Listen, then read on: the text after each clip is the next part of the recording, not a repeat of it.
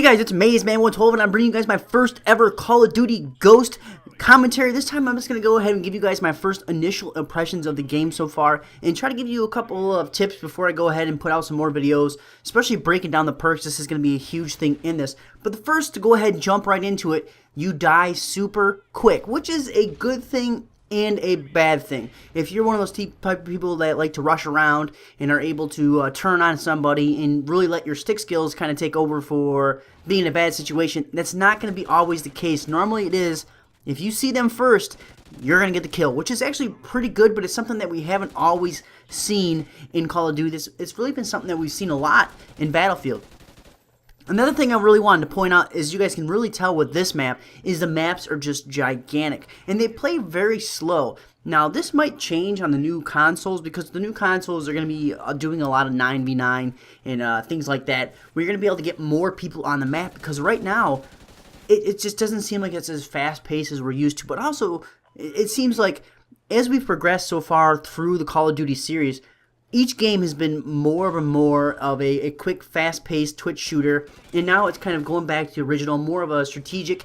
And I almost feel like they're doing this because Battlefield is doing pretty well, and Battlefield's more of a war simulation type game than it is a, fast, fun shooter like Call of Duty has been. And this is kind of trying to find that middle ground and mend, both fences there and get that whole entire demographic. And to me, I kind of feel like my early impressions are, I love the colors of it. It's pretty nice aesthetically. It just moves a little bit different, and you could definitely tell the differences between an Infinity Ward game and a Treyarch game. You just can. The whole entire movement just feels a little bit different. Now, this being coming from Black Ops 2, or Black Ops 2 was one of those games where hit detection was huge in the beginning. It just was off, and people could tell it. You had these phantom bullets. So far, the hit detection seems dead on. Can't really think of any circumstances so far where I'm thinking of there's no way I wasn't hitting him, or you're having to shoot in front of the person. It seems pretty dead on, but it's still early in the game. And also, as I'm playing this right here, we don't have the full mass amount of people you're going to have. And I know there's rumor that this is all on dedicated servers. I don't know if this is verified or not, but it definitely feels a whole lot smooth, like it's an even-based game, not so much of a connection-based. Now, people who have been playing the game for a while already say that it is connection-based, and that whoever has the better connection is going to have the advantage. Now, my internet connection is not the greatest where I am, but it's decent at this point in time, so I don't know if that's why I'm just in the middle ground, so I feel that way. Another big thing that I wanted to go ahead and talk about was the Ghost. Now, the dog. When the dog first came out, they were hyping it up of how great the dog was going to be. And to me, it's only 5 kills or 5 points, or I don't even know. I think they call it places or whatever to get the dog right now, and it's just it doesn't do that great now. In one of these other games that I'm going to have, you're going to see that I have this dog next to me like the entire game, and I don't know if you're supposed to be marking people and having him go sick them. Not too sure, so if you guys have seen any of those type of videos, let me know on that as well. A big thing I wanted to go ahead and point out was the entire point system of your loadout is way different than we have seen before, and I know some guys have gone ahead and broke it all down. I don't know the exact science to it, but it's almost like you have a point system as well. You have these little tokens that you get to use and spend on other things, and certain things cost more than the other.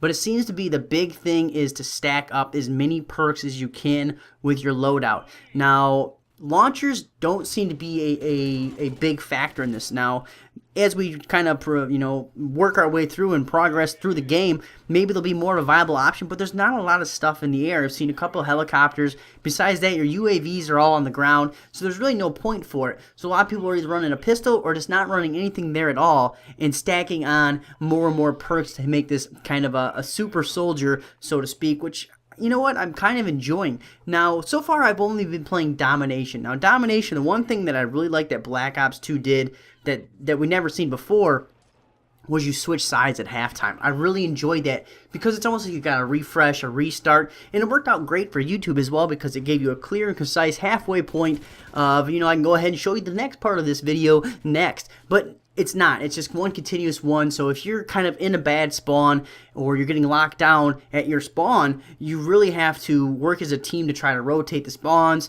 which can be very difficult and doesn't give you that fresh set. But also, with that being said, if you work really hard, and like I said, the game is a more slower pace, so it's more strategic to try to go ahead and advance your team to a certain section of the map. Once you work hard to go ahead and get that, the worst thing is once you kind of anchor that down, is for the time to run out and they're kind of saved by the bell and you're going to have to start all over.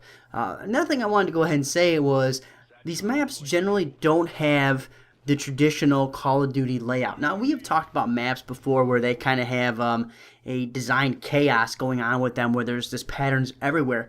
To me, the maps so far seem more of a realistic, kind of layout where there's lines of sight everywhere, there's paths everywhere, there's different levels at all different spots. It's almost like they went and kind of scanned some, some kind of environment and just completely used that. As you can tell, like with this map right now, there's a lot of elevation differences, but there's no clear and concise pathways or where you're going to have this funnel pack of people that we all are looking for to get those kill feeds and to get the scores up there. Now, with that being said as well, normally Domination is one of those games that it plays a little longer, so you get people to get higher kills. I've only seen one person even get into the 40s so far. Now, once more people are getting into these higher kill streaks and higher score streaks, maybe we'll see that kind of bump up. I've heard rumors that the actual leaderboard doesn't even show anyone that gets over 99 kills. I don't know if that's been verified or not, but that is the rumor as well.